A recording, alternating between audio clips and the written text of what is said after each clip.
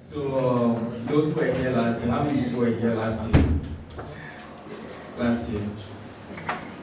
Oh, just a few. That's nice.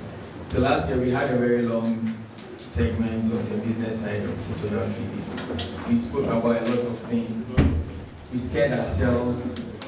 Just a recap, we spoke about registration, we spoke about accounting, tax, ethics, and a few more things. And after a few months, I asked a few of those that came around what they remember. And they said, Charlie, I told them too many things.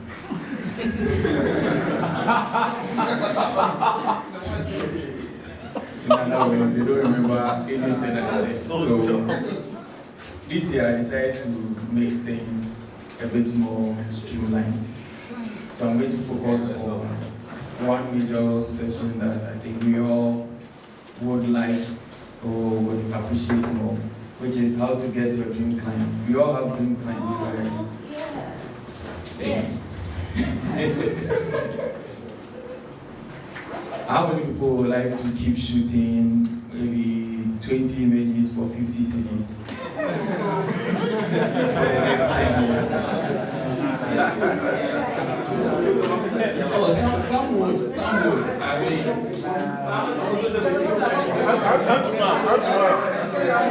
how to map? I think personally, I've not really changed my rates that much. It's not bad. I just became professional recently, like 3 weeks ago.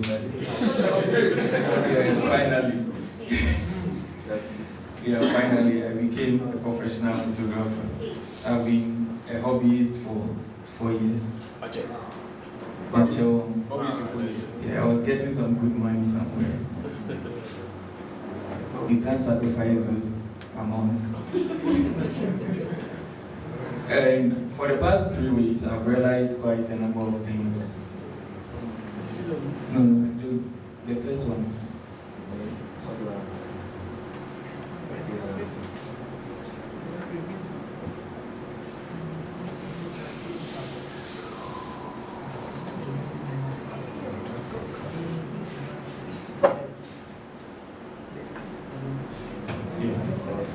So for the past 3 weeks, I've realized quite a number of things that most of us don't shoot the clients that we really want. And I've done a number of research, maybe because I was bored or because I had nothing doing. So I've been insulting a lot of people on photography groups on WhatsApp. Forgive me, I'm not like that in real life. I'm a very nice person. I'm not joking.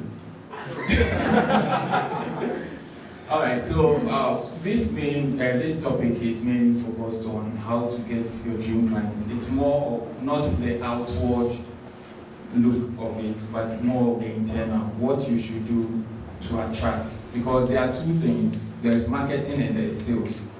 Sales is you telling someone to buy something, and then marketing is you telling the person that they need it, so they come for it and they beg you to sell it to them.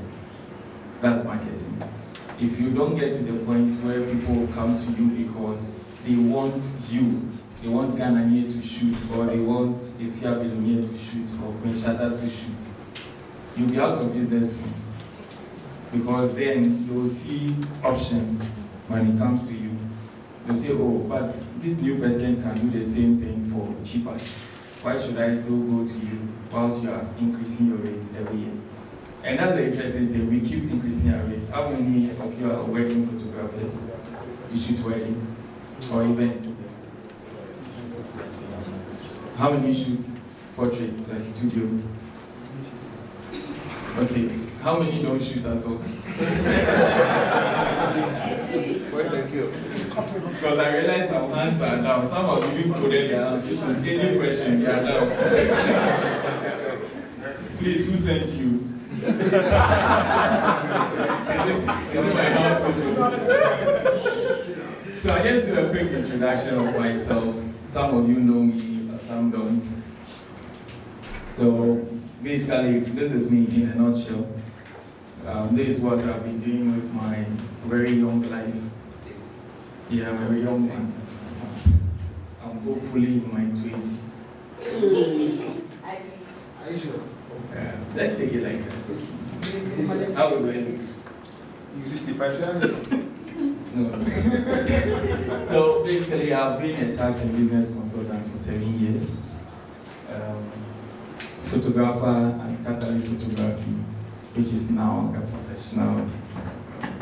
I've been a business developer with Affiliate Consult. I have 2 engineers, and then I have a video company that nobody knows about. Yes, so that's it. You can ask me anything later. So we are going to look at a couple of tips. Tip 1, you have to figure out your ideal client so that you can market to them. The whole idea is, what kind of client are you looking at? Someone is looking at models, someone is looking at magazines, someone is looking at corporate, some are trying to look at families, babies, clicks and coups, right? Coups and clicks, yes. I don't think they would be focusing on other people when they are hoping that young people like you keep giving birth and then they can shoot. So you have to look at your clients. So do you want to shoot weddings, families, babies, corporates, etc.? And what are their average income? That's really necessary. Because trust you me, if you want to do corporates, you want to do corporate headshots and all of that, and then you tell them that you charge 20 cedis for each headshot, you get people all right, but you won't get your target. Some big companies will never hire a photographer that charges 20 cedis for a headshot. In their minds, they will think that you are cheap, so your work is cheap. So it's difficult in terms of pricing. Maybe not today, one day on Ghana News channel or something, we'll go into pricing. But you need to know where you are focused on. The reason why some people are able to charge 12,000 cedis for a wedding, and then some people can't go beyond 3,000 or 2,000, it's because of the average income of their target.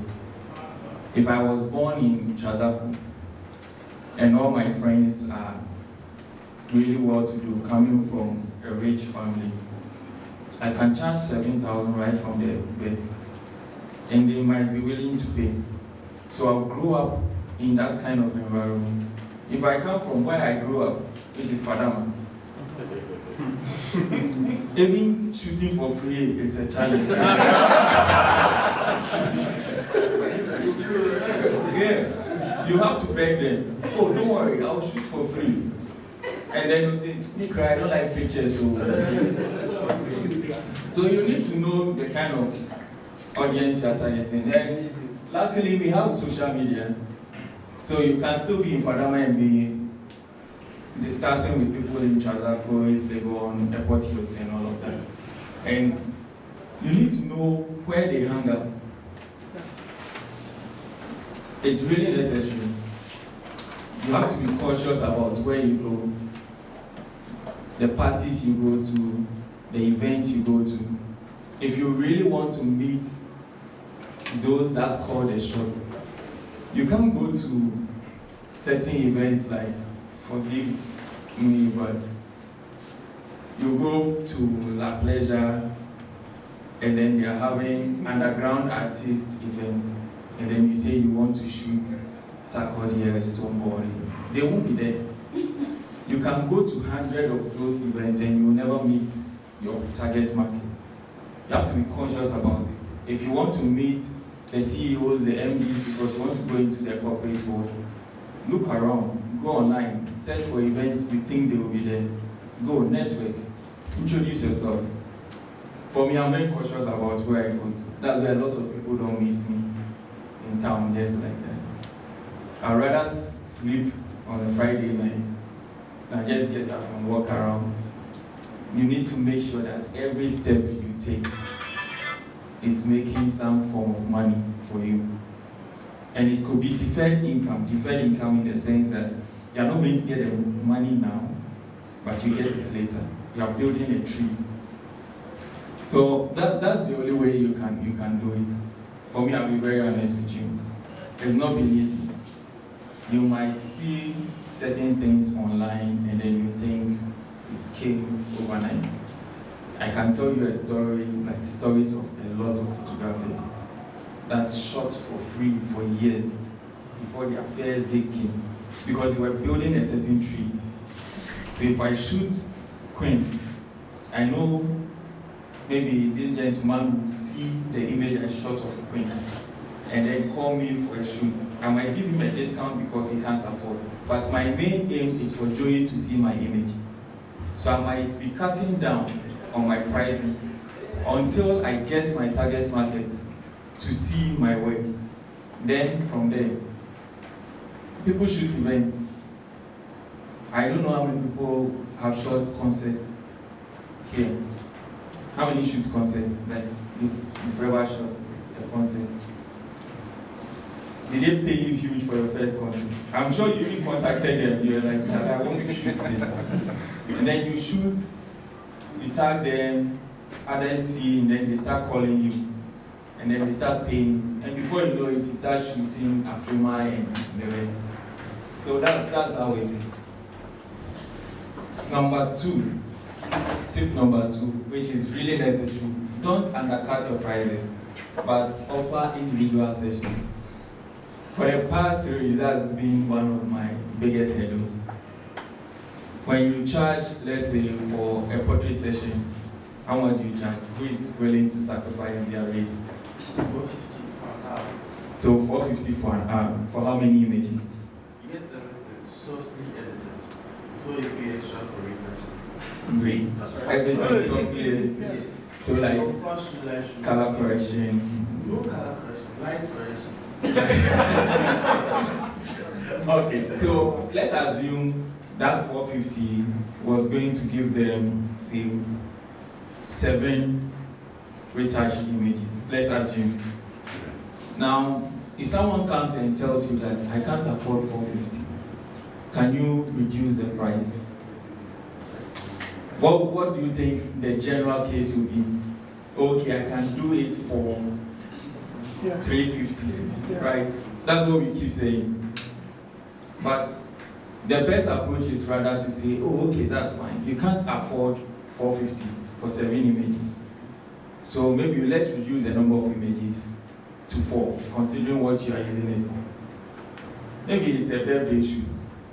The person is just taking pictures for the birthday. 7 images, how many will they post? So let's reduce it to 4. In that case, you can reduce the time to 30 minutes. Then you can pay 300.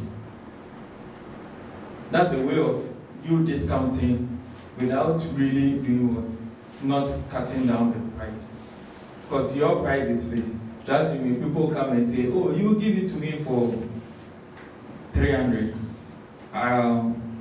When I post it, people will see, I'll bring you more jobs. No, he'll bring you more 300 jobs. Yeah, I've tried it before. I charged someone 400 cedis for a birthday shoot 3 years ago. All her friends came. The same thing. Yeah, some even brought me 300. Yeah, and you will take it. If you take it, it's gone. Yeah, it's a startup problem, and that's it. You have to be firm on it. Even for wedding, events and stuff. Rather reduce the outcome. When they realize that they really need that particular number of pictures, they will be willing to afford. They know who you are, they know how good you are.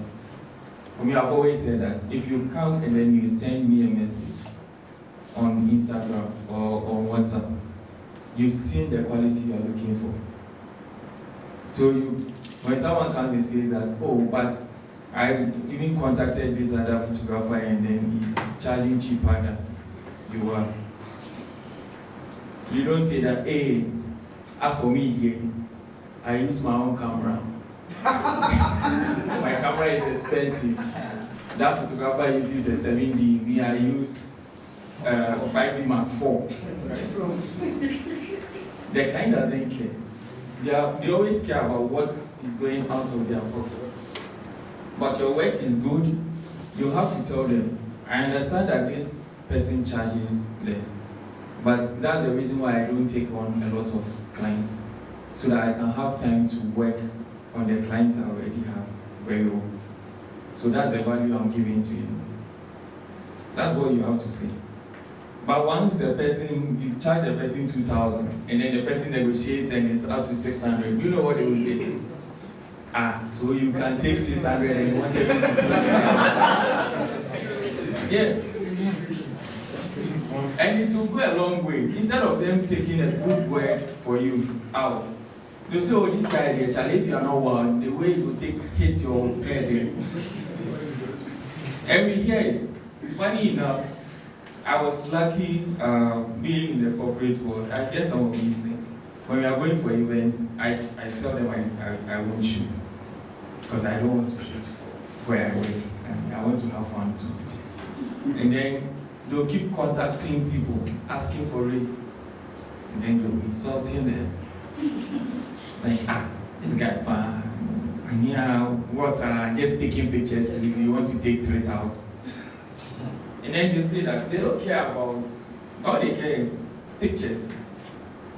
We've gone to corporate places where they will tell you point blank, Charlie, we can even use our phone to do this thing.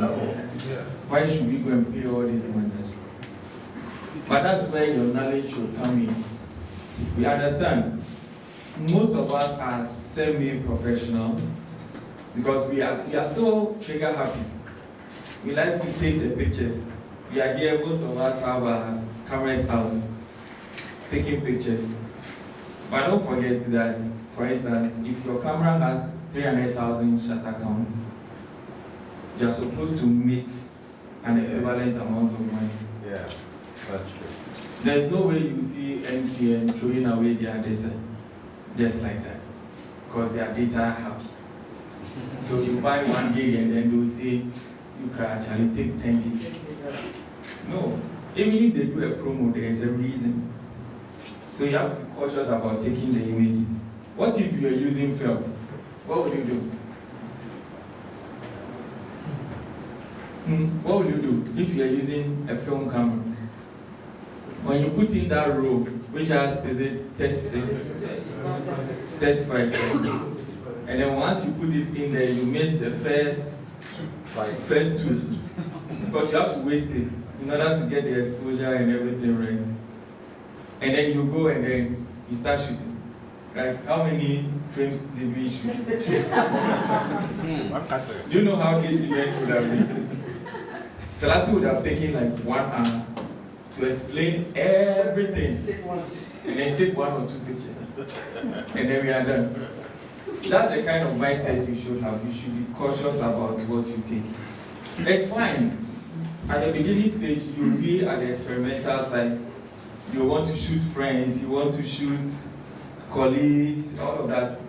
You have a shoe in your room, you want to check depth of field. Yeah, it's a learning curve. For me, for my first 2 months, I shot manual, total manual, including the lens. Yeah, I didn't know what I was doing. I shot manual for 2 months. I even shot an event, full manual. Yeah. I thought I was a pro. Until you start learning certain things. But once you've learned the craft, you need to earn from it. If this is what you do on a daily basis, you should earn from it. I keep telling my friends, I laugh at them, like, you guys have hourly rates. When I ask everyone here, everyone has an hourly rate. You can tell us yours. You have one, right? Yeah, an hour 400. Now let's do a quick calculation. Someone who works in the corporate world will work for at least 7 hours a day. Now if your hourly rate is 100, it means each day you are supposed to get what? 700 for your service of taking pictures.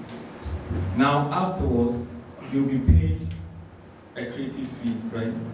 for your editing, or that's when you put all those in there. So if each day that you don't get a gig, do you know your cost? 700 cedis. How many have not shot in the past 1 week? Charlie. So now let's say if all of us, our rate is 100 an hour. 100 an hour. Now we are supposed to work what? 6 days in a week. We'll use Sunday for our various religious well-being. So 6 days.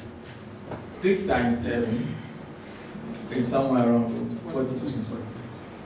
So each week you don't work 4,200 Ghana cedis gone as expenses.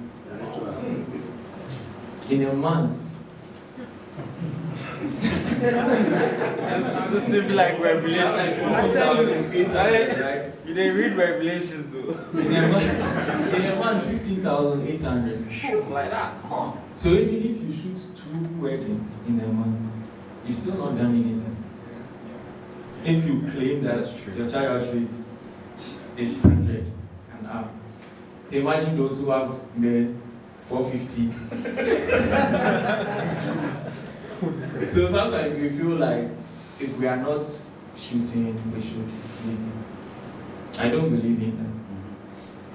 This week I wasn't shooting anything. I got up and then I went to Saltmore to shoot something. It's either you are working for a client or you are working for your portfolio. But if you are just playing, for instance, it's online, right? Okay. If you are just shooting for shooting's sake, let's say your niche is not to shoot boudoir, and then you get some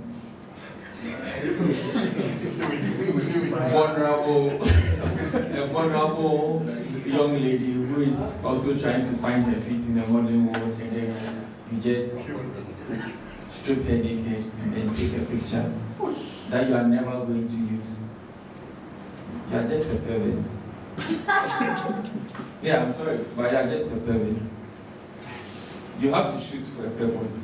If it's not making money for you, or if it will not make money for you in the near future in terms of portfolio, don't do it. If not, you'll be broke. How many photographers do you know that they started photography and at some point they stopped? They want to look for something to do. Plenty, right? Because when you get to the point where you have to be a professional, it means that's what you have to use to pay your bills, to get married, rent, to feed your kids, and all of that. Yeah, and your girlfriend, if you are not lucky and you have more than one. Yeah, in Tanzania they call them your small house.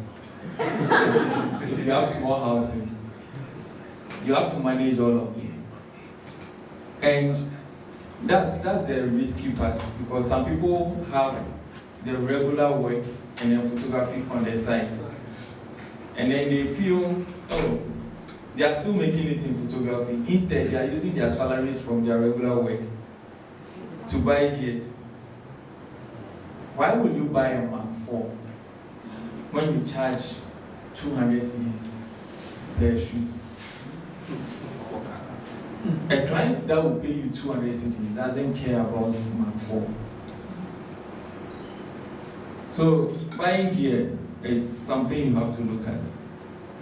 Don't just buy gear because, Charlie, the new trend is Fuji. So everyone is going for Fuji. The new trend is Sony. Everyone is going for Sony. When you buy a Sony and you don't know how to use it, and you get to an event ground, you give the client only 50 images from a 6-hour event.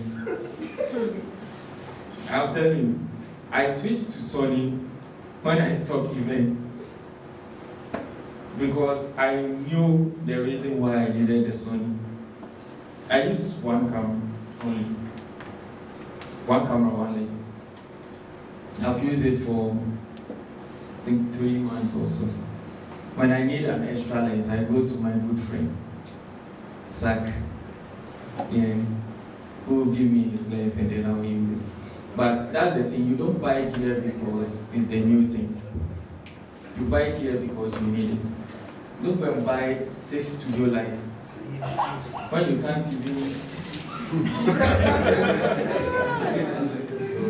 I'm sorry, I'm not being hard on anyone, but I'm trying to make you understand the business side of photography. It's hard. I think last year it was much more harsh than this year. This year I've changed. I'm 31, so I have to change my lifestyle. So you offer limited mini sessions with a specific number of images with the option to buy more. So as he said, he charges $450. Afterwards, they will select their images and then he says that okay, each image is maybe 50 CDs or 60 CDs. Yeah. Okay, so I have had a chance to listen to other commentators who are saying that if you have the money now, like I have a regular job, but then I've seen that a regular job can feed into a photography job. That would in turn feed into other things I'm doing. So you have the money now to buy, say, I use that at 85. I bought it even when my camera wasn't clean. Okay. You are done, right? Yes. So I have said that okay, for the next 2-3 years, I'm not going to buy anything. How do you also work into the part where if I'm not getting the gigs and I don't know if you. Okay. So based on what he's saying, when you have the money, why not just get a gear so that you don't have to buy it later when it's maybe probably more expensive or something. But this is the trick. So when I started photography, I had quite an amount of money from my other works that I do. So I bought a T5i. That was my first camera. And then I picked up, got a very huge gig. Luckily, it was a fashion gig. So I was able to buy a 5D Mark III. And then I bought Yongnuo, the speed light, the YN600 EX, ESRT. I bought 3 and then the commander and everything was set. So I said, oh, in the next few years, I won't buy any gear again. Trust you me. It's been just 4 years. I can't mention the gears I've used. I've had 3 Mark IIIs, I've had a 6D Mark II, I've had a 70D, 80D, I've had it all. The thing is, every year, the lenses will change. Yeah. The cameras will change. The question is, if you buy a camera or if you buy a lens, are you going to use it now? If not, store the money. Store it somewhere. Diversify your income. It's one of the tips there. You bought your 85, right? Probably next year, something else will come, a better 85. Because before that 85, there was 85 1.8 Canon, 85 2.0 Canon, 85 2.8 CN Canon, a whole lot of 85. But during your time, there was 85 at, and you love it. Maybe there will be another 85 1.2 or 1.1 or 1.0.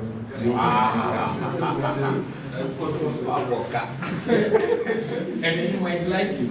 And then you go like, oh, I'm selling my 85. I probably bought it, say, $700 or $800, and then now you have to sell it cheaper.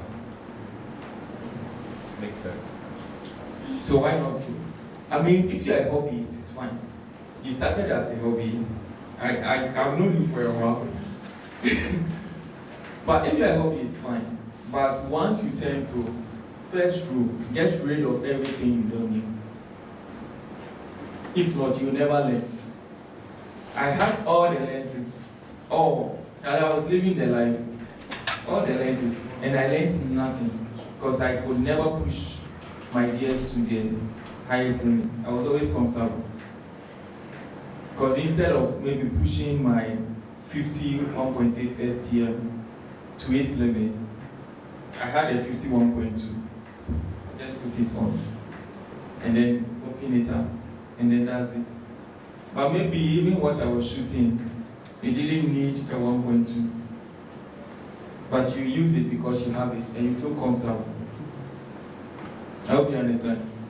So learn your gear, take it to the maximum. The second one is, if it's a free session, and this is very important, because people take advantage of photographers a lot, especially social media celebrities, influencers.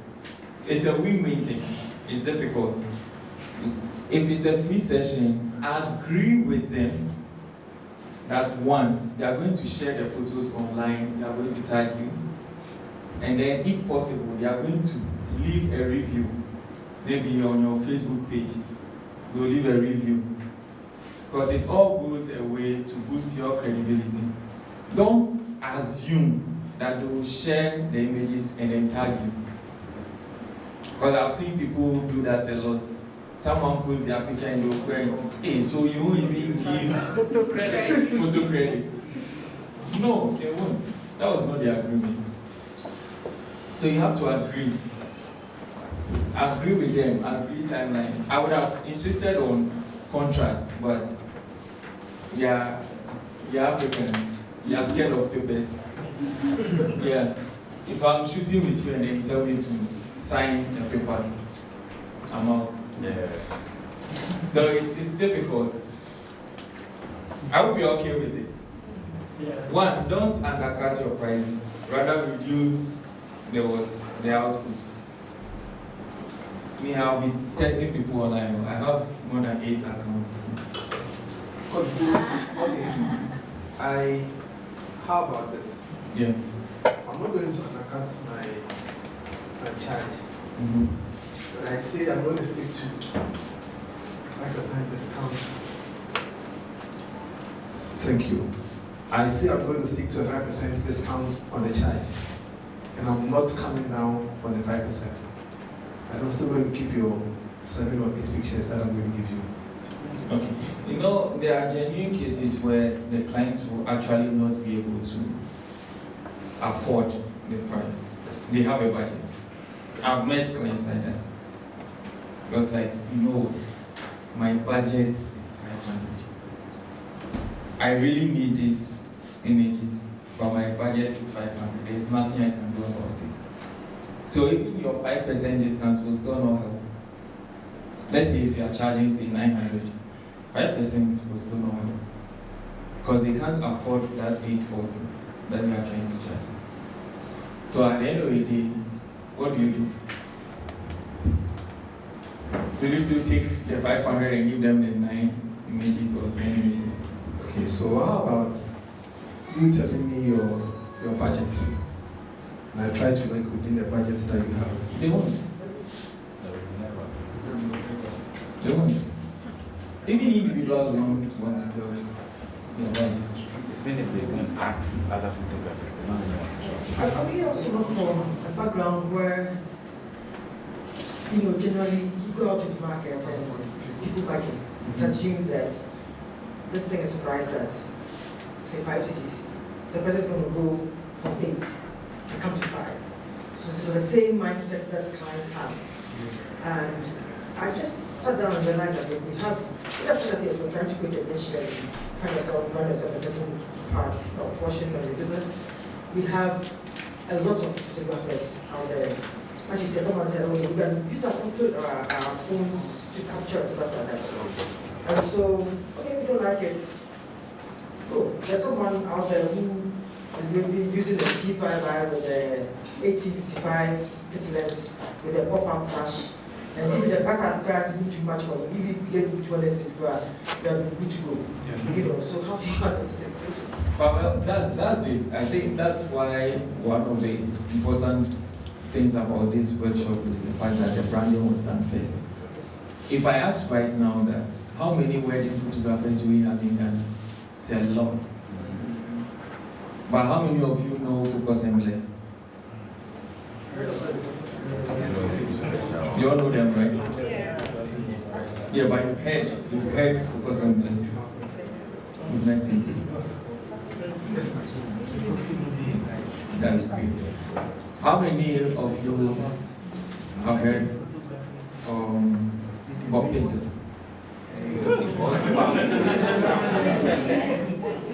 Underground boy.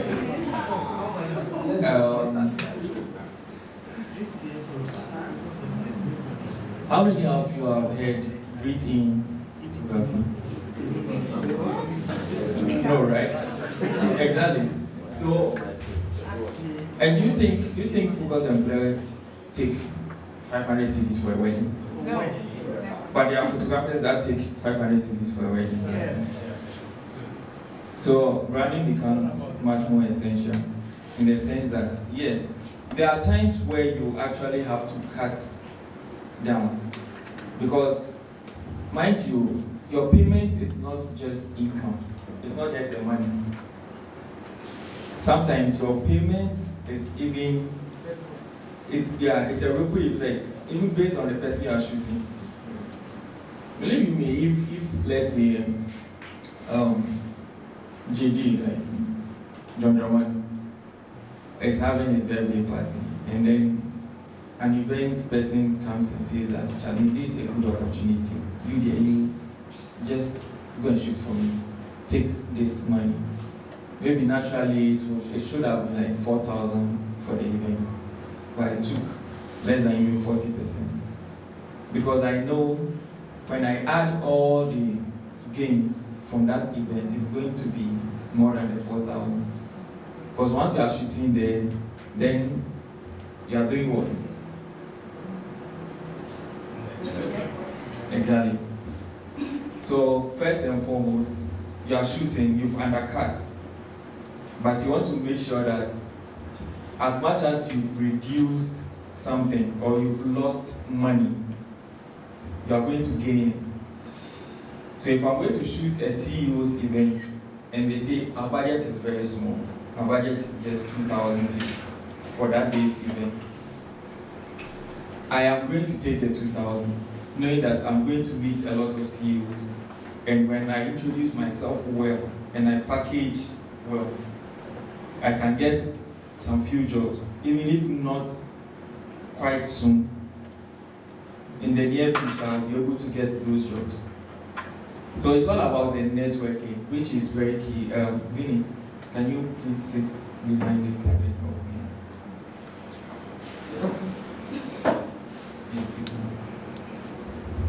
Now, when you say networking, people always get it wrong. It means that tell people what you do. That's networking. If I want to network with Queen, and Queen goes home and doesn't know what I even do, I've not done anything. The first time I met Mint, he knew what I do. He knew I was a tax consultant after our conversation. So when you network, it's not just about saying that, hey, Charlie, what's up? Oh, Charlie, I'll become you. Charlie, you need to become now, Charlie. You see that girl for there? Very unproductive network. It's like joining a group that you don't want to join. So you have to be cautious about your networking. Now there's this nice question there. How can it be done? Especially when you're an introvert. Yeah, I'm here with a microphone. It's strange, right? But those who know me. I'm one of the biggest introverts ever. Every time they ask me, Charlie, Kobe, where are you? I'm in my room. I stay with Echo, Rek, the guy in the hat. Sometimes 2 days you will not even see me. Yeah, I'm like that. But Like, so let's say once it's business, I can easily go up to someone and then talk to the person about it. But when it has to do with something else aside business, so let's say somebody can meet me and be like, oh, you're a nice girl, I want to take your number. I'll be like, if you're going to buy a product from me, you can't have my number. So that's what I do. Like, if I'm going to give you my number, it means you're buying something from me. It's going to be a business conversation. If it's like a business conversation, I don't really want to get close. So that's I'll say, I don't know if it's an introvert something, but when it comes to personal stuff, I'm sort of like introvert, but when it comes to business, I'm outspoken. Thank you. How? Okay, so like how do so let's say I'm a nice girl. So if a guy approaches me like for personal things, I know I'm nice. So let's say when someone approaches me on a personal basis, I do like divert the conversation and make sure that it becomes like it ends up becoming a business conversation. So let's say you came to me because I'm nice and you want my number. But at the end of the day, I make sure that before you leave, I've told you what I do and all that. I've introduced my business to you. So it's like you came, but then by the time you're leaving, I've told you that I'm a photographer, and I've told you that okay, I sew too, and I've told you all the things that I sew. That I sew graduation gowns, I sew bags, I do this and then at the end of the day, you are leaving with that mindset that I do this, and then you'll be like, oh nice, then I can do business with you. So when you contact me later, I'm expecting that that's the kind of conversation we should be having. Thank you. You don't know what to go. You don't know. I know. She said a number of things, right? Yeah, but one thing away about it is if you have a certain quality about you, you have to at least utilize it in a positive way for your gain. The reason I say that is I have quite a number of friends. I call them my plugs. They are very, very, very pretty ladies, and they are business minded in the sense that when you meet them, you need a number for your own selfish reasons, but you work for their attention. So if you meet her and then you have personal selfish reasons or selfish intentions towards her, she says that what she sells bags. Your conscience will tell you that, Charlie, you let me buy the bag so that I keep getting close to her. She gets her income. If you get close and you are not her type or she's not interested in you, you can just bounce, but you still bought the bag. You understand? How many of you have heard this statement? Oh yeah. Oh yeah. Who says it? Click, right? So here's the interesting thing. There is click, and then I'll say there is GOG, G-H-O-G. They are both well-known event photographers. But the interesting thing is when you go on Click's page, all his Instagram stories, you see him in it. Sometimes he even makes commercials and stuff, and you see him in it. He's quite open, very funny, and he has that charm when he's around his clients. There is this other person, Gog, or Park, or names like that. Yeah, these days I show myself on my stories, and you don't really see them on their page. Like, it's hard for you to see my picture on my page. The one that I put yesterday is going off tonight. And the thing is, there are many ways where you can communicate, where you can network. But someone might see Klekofi's page and say, I want to do my things like him in terms of his communication with the client. But you don't know your personality. When you give me 20 years, I can still not do it. Because I'm a very shy person. Outspoken but shy. You put me in a room with 6 ladies, the bride and the bridesmaids. I'm finished.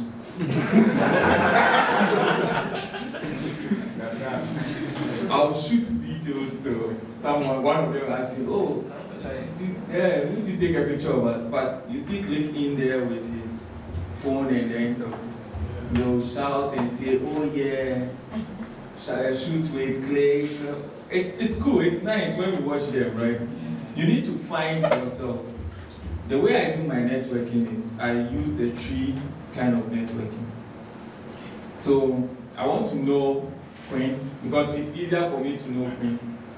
It's easier for me to know Ifya. it's easier for me to know certain people here. But let's say I want to get to, for instance, I want to get to Joey. I know Echo because I stay with Echo. Echo knows somebody else that knows Joey. So I befriend Echo and tell Echo, oh, there is this event that you are going. I want to go with you. Knowing that he's going to meet the other friend, Echo will introduce me. And then I get to know the other person. I make a cautious effort. And then the other person will also introduce me to Joey. If I'm lucky, Joey comes there that day, and then I have a direct introduction to him. One will also get up and then go on IG and say, yo, Joey, my name is this. I like your work. I would like to have a discussion with you or be your friend. People do it too. Those are the extroverts. They can do it easily. Some people, you have to use the network tree. It's not a bad thing to do that. Use what you have. Don't try and do something that will make you crash. Me, out of 100 shoots that I do, 95 of them, I don't shoot alone. David has been my friend for a long time. Like, I will call someone. Because I know I don't have enough people to defend me if something goes bad. Once a model writes something, a lie about me on social media, it will take my mother and my father's phone call to save my life. Because no one even knows how I am. To say, hey, this guy here is quiet, or maybe he did it, maybe he didn't do it. You understand? So I prefer to be on that safe side because I'm quiet and people might take advantage of that vulnerability. Someone might be loud, want to shoot alone. That's fine. Shoot alone. When the police come, they have their mouth. They are lawyers, born lawyers. They can defend themselves. So your networking should be very important, conscious. Please, can you get the mic to or you can talk. All right. So with the first one, the one like said, some people they familiarize themselves with the clients and all. My opinion, though, I think the huge disadvantage about that aspect is it means that the business becomes you are the business. Yes. Because the people are booking you because they want to have that experience with you. They want to have that fun moment. So when it gets to the point where you are not working alone, and then you have other people working with you, and then somebody is booking you because of that, and you won't be able to attend such an event because you have multiples and then maybe your boys are going. You get there and then they are disappointed because then they're expecting to see that person who they know and then they want to experience them. But here is the case, the one who is standing in for you don't have that appeal and you can't really give them what they want. So I'm asking, is it always if you're such a person, is it good to build a brand like that where the business is you so everyone knows that this guy is funny and also if I come to fun events, he's going to give me that experience?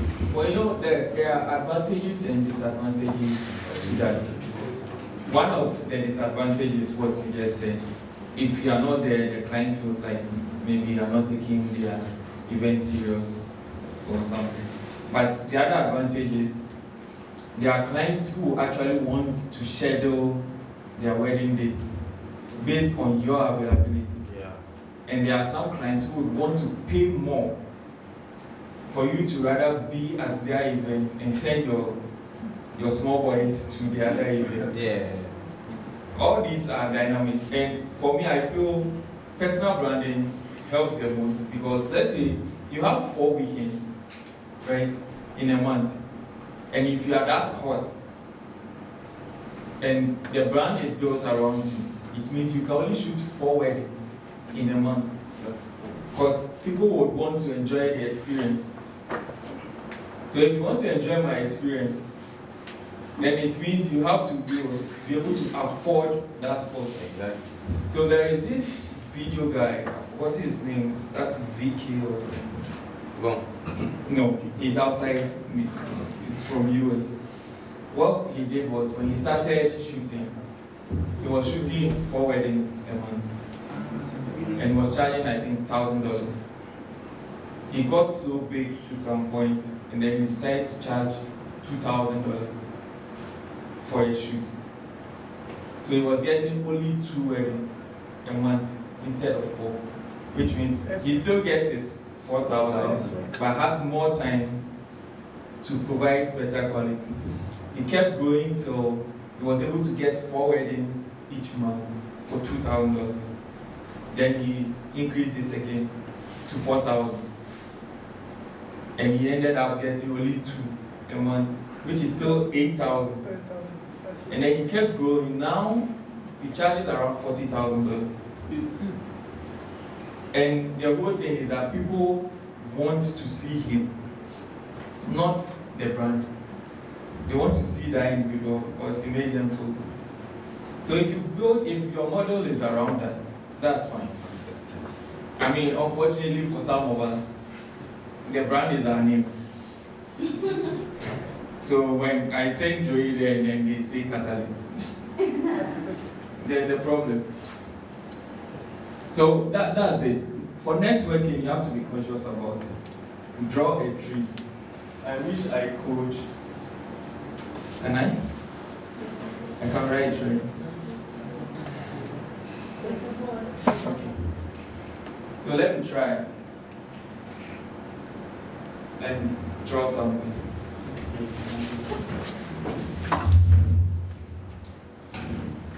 No, if the camera doesn't get it, it's fine. That's why these people are. They should keep assuming what we are drawing. Try this. So let's say. Oh, it's fine. Let me give you an example. Who would you like to meet?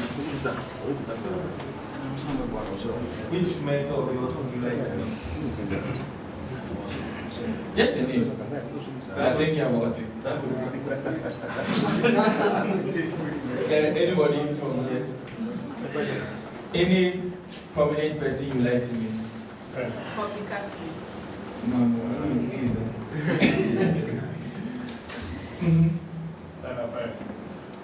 Tyler Perry. Okay. So, who said it? David. Okay. So let's say here's David. Here's Tyler. The distance is far. So let's say David is a videographer. He would like to be on the set of Tyler Perry to shoot. David knows KSM. KSM knows Shelley, right? Now Shelley went to New York Film Academy. So Shelley probably knows which Ghanaian is making it out there in Hollywood. Boris.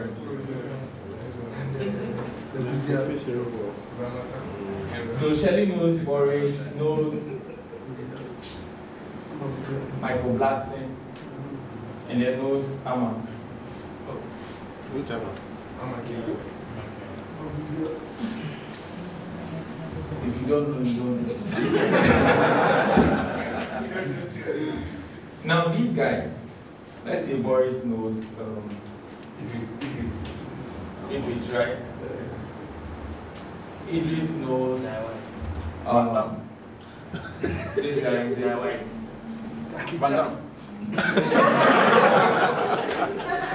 The guy who plays Mr. Brown. Sakura. David Mann. David Mann. His wife. David Mann. Yes, David Mann. Or let me just use the name Simon. So, Something mad. Tamela. Yes, she's on the Tyler Perry set again. And then she knows. Now, what would David do? Would David just write an email? No.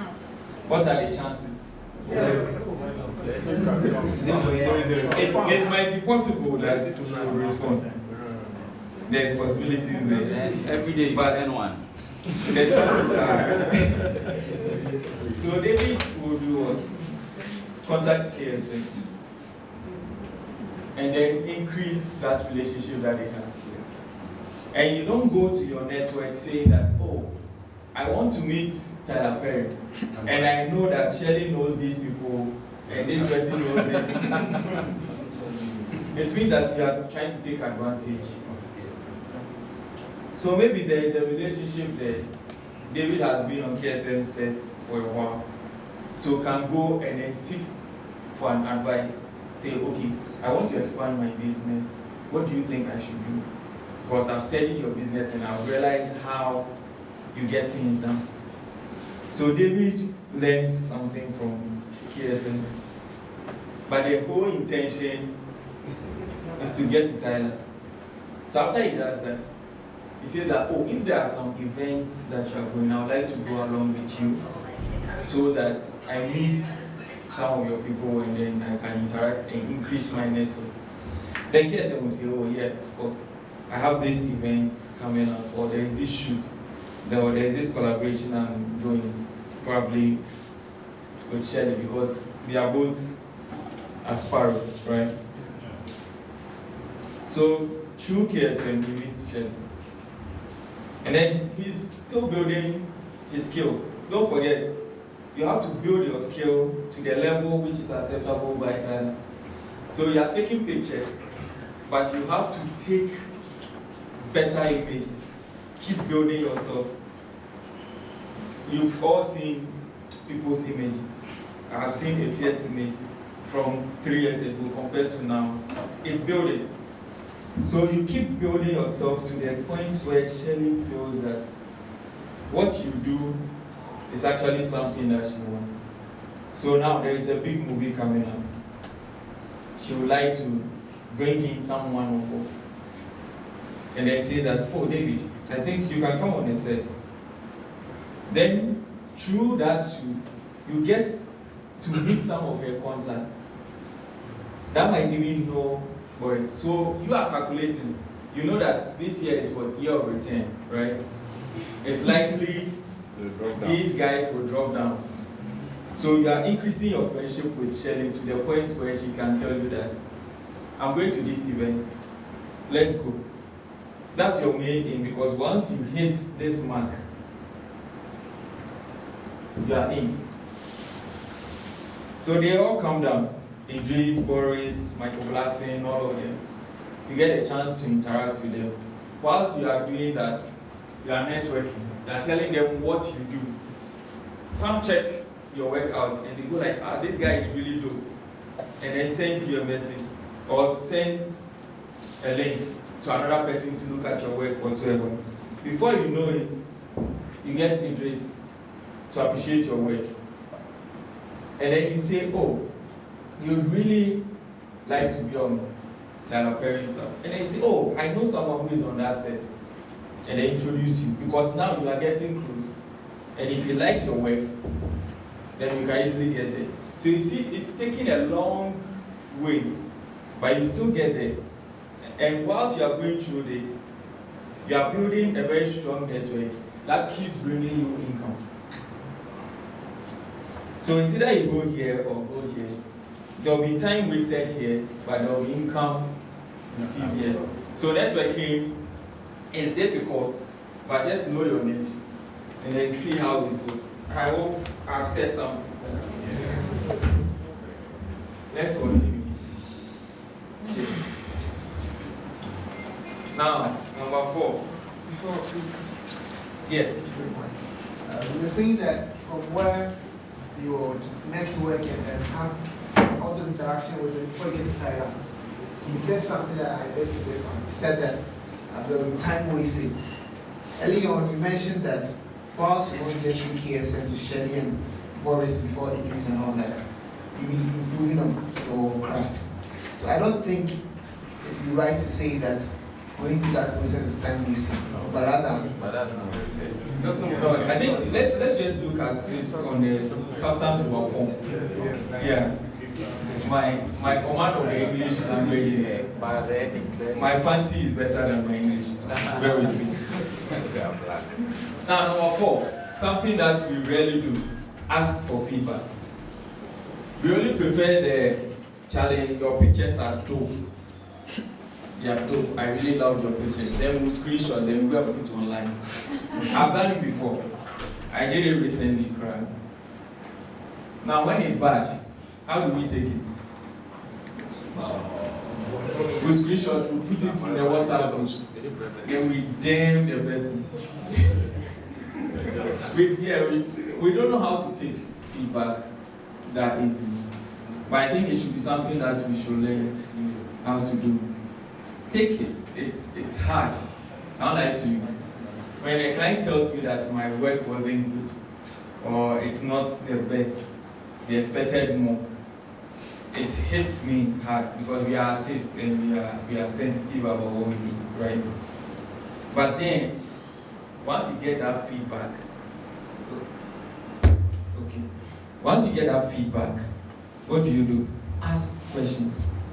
Like, how do I improve what I'm doing? What did you expect from me? Can you show me examples so that I can build on it?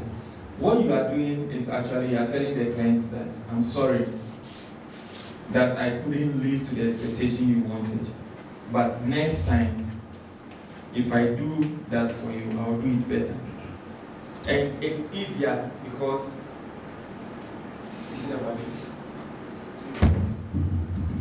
you can give me yours. Also.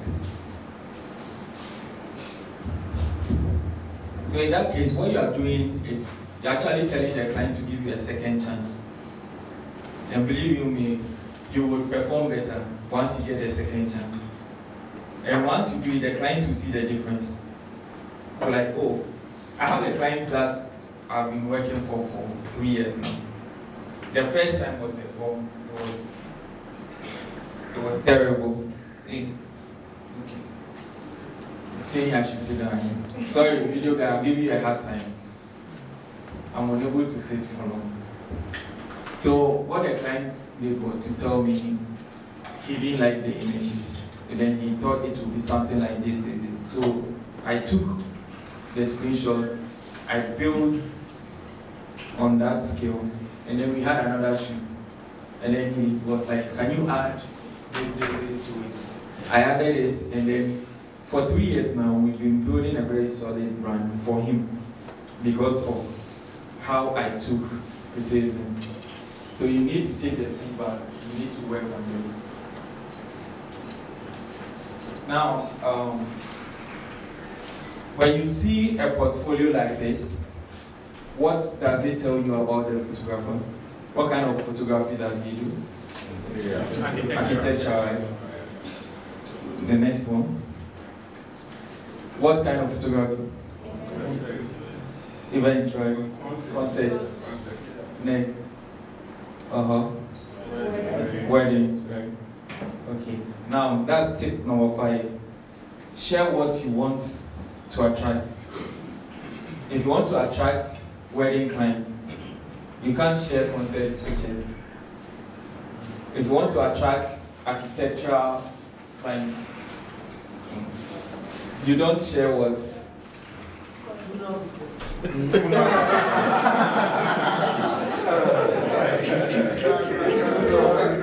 you have to share what you attract.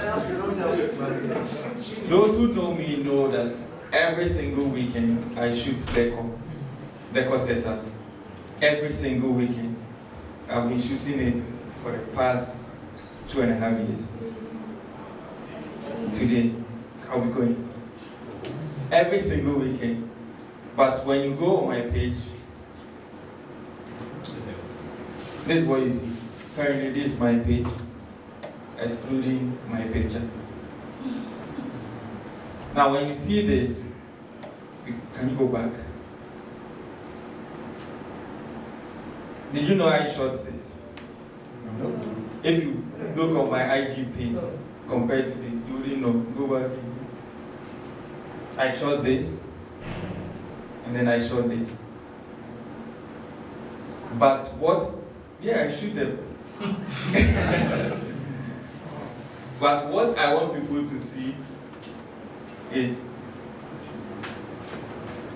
my portrait pictures, because that's the kind of clients that I want to attract. Portrait, natural hair, dark skin, stuff like that. So post what you want to attract. You go on someone's page, you see a dog. After the dog, you see landscape. Then you see a wedding picture. Then you see boudoir, someone's naked ass. And then the person tells you, I do corporate.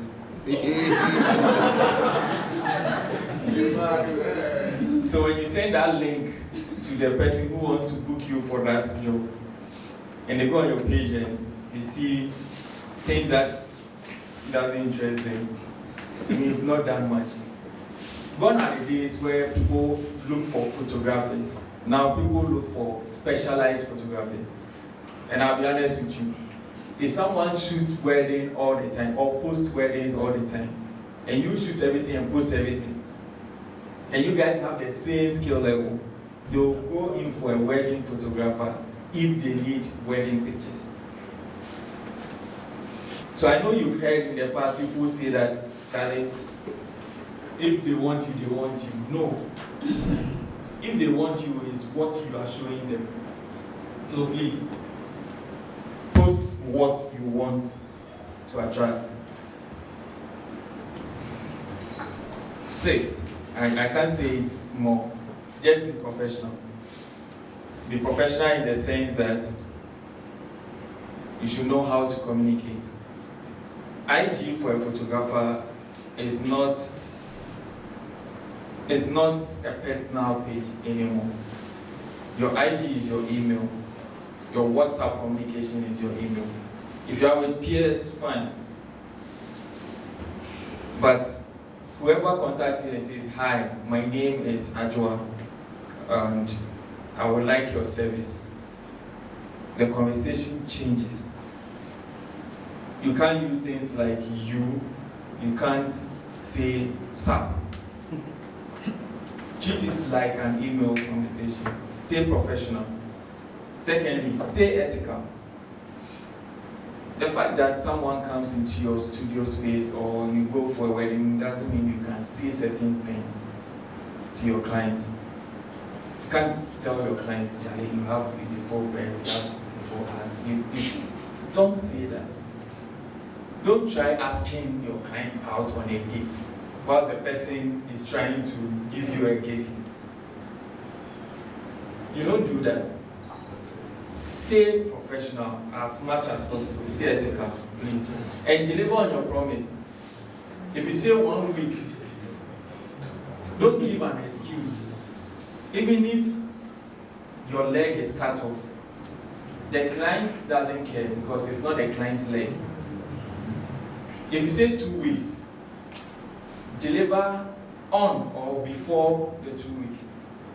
Me, I normally give 2 weeks for wedding. And then by Monday, after that weekend, Monday, the pen drive is on its way. And the clients will go like, Charlie, that was fast. You didn't sleep. I shoot their call and then I send it before I sleep. And because of that, I'm able to always shoot. If you want to attract the clients, your dream clients, you have to sacrifice certain things. So please, be professional. Diversify your income stream. Don't get photography money and then grow it on photography all the time. It will not be there forever. iPhone 12 is showing us that it won't be there forever. iPhone 12? Yeah. 11. Don't worry, it's coming. You'll be shocked. They keep adding more and more camera into it, right? It's a good trade. At some point, nobody will really care about you anymore if your skill is not up there. Yeah. So diversify, invest, do investments, save more, do everything that you have to do. Keep making sure that whatever money you're putting back into photography is actually taking you to the next level. I hope you are fine. Maybe one day we'll talk about the how, because the how is 3-hour conversation. But until then, what I can leave you now with is the successful man is the one who finds out what is the matter with his business before his competitors do. If you don't know what the issue is with your business, someone will pick up that issue, work on it, and then you're out of that business. That's how I became a decor photographer. I was in an event pro group, and they were always fighting. The wedding photographer will say, hey, I have to give it to the client first before I can send something to you. And I was like, let me catch you in there. There's a problem. So I go shoot your decor and I give you your pictures. You don't need the person anymore. And then I start getting paid for it. So that's what I'll give you with. Any questions before? Are we okay? Yeah, I'm done. I'm just taking 1 minute. Just 2 questions for now. Okay, so as you ask questions and all that, we serve lunch. So to be interactive. So you can continue. Lunch is like 20 minutes. So you can use that to ask questions. So just remain seated. Yeah.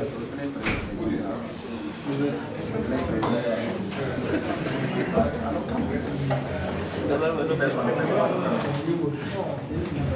Thank you. I want to ask that. I want to ask that if you should post what we want to be, the clients want to attract on our page. So what if for you, like as a person, there are, let's say, different aspects of photography that you are interested in or you like to do. So let's say you want to attract wedding clients. You want to attract portraits. You want to attract family because you do it very well. So what do? You create different pages for all of them? Because sometimes you realize that when you create different pages for all these things, mostly one page gets like more following or more views than, let's say, the newer pages that you've created. So, and sometimes it's not everyone that knows how to manage multiple accounts. Sometimes you can log in like 5 accounts on your Instagram, but then you are dormant in some of them. So like, how do you go about it? Do you create different pages or what do you do? Because I'm asking that because the pictures that you showed us on your page, those are not the things that are there. So how did you land those gigs? Yes, thank you. Exactly. So I think the answer to that basically is what you said at the end, how you land those gigs. So for instance, most of my wedding gigs, I get them from Facebook. So when I go on my Facebook page, I put the whole folder there, share it, and people keep liking, tagging everyone they see there. When I go to Afrochella, I put it on Facebook. When I go for concerts, I put it on Facebook. I have an event page on IG that has like about 2,000 and something followers. But I rarely post there. My personal page has like 10.9K. And it attracts what it attracts, but Facebook also attracts. So you should know where your audience is. So that's the niche we were talking about initially. Your target clients. Most people have, some even get Twitter jobs a lot more than Instagram. So you should know where your target market is. There's no crime trying to do everything. I've done baby shoots and all of that several times. But you should know where your strength is. What really makes you not sleep at night? What kind of niche? I can basically shoot everything. But if I shoot portraits, it gives me a different feel. If I shoot Afrocentric stuff, natural hair, Afro, blah, blah, blah, I feel way better. And that's what I want to master. You understand? But you can show it. I mean, that's why you have Instagram stories. Put it there. If you shot baby pictures, put it there. I also shoot these. It's not a crime. After 24 hours, it goes away. When you post on your, some people post and then afterwards they archive them.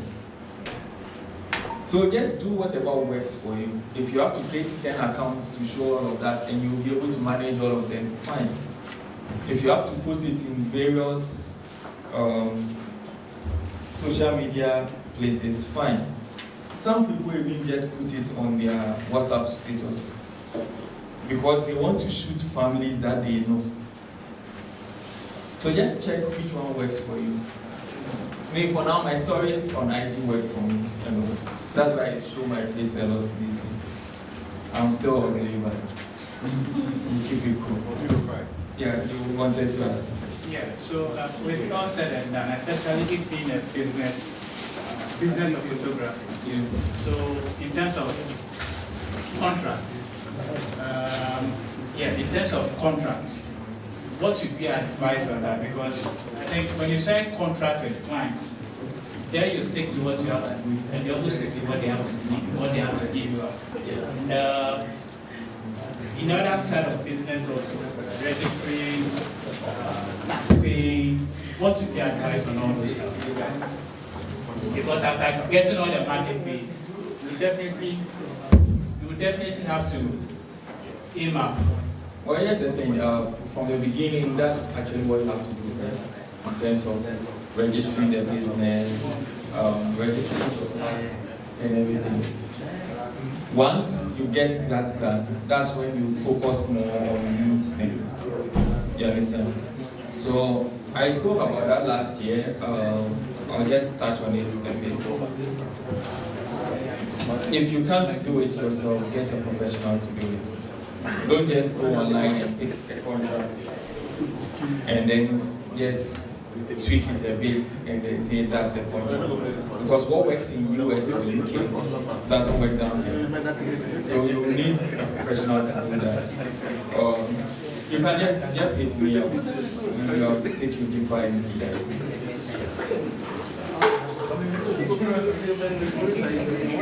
I'll just take the last one.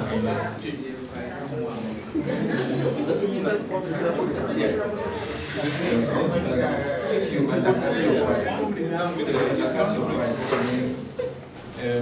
you keep attracting the undercut price.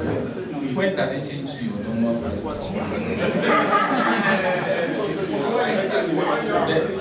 The growth in terms of that is going to be very, very low. Because then you would have put yourself in a specific environment, a group of people. That's your niche. That niche, let's say for instance, there are two niches. This is transactor, this madam, for the purpose of this. Now you undercut your price for him, and he being a bad person as he is, he goes around spreading the news about your price. So everyone here in Vadama wants you for that price, so they come for you. When they do that, jumping from Fadama to this place is very difficult because you are always booked in Fadama. Unless you increase your price here, reduce the number of people that contact you before you come here. And by the time you move here, that's someone's niche. You have to compete, which means you have to do more work on quality, you have to do a whole lot. You understand? So it's more about hard work. Once you are in there, just try and push out. So go find another person here to start a good trail little by little. That's where your network tree actually helps you. Because someone in Fadama might know one person in China.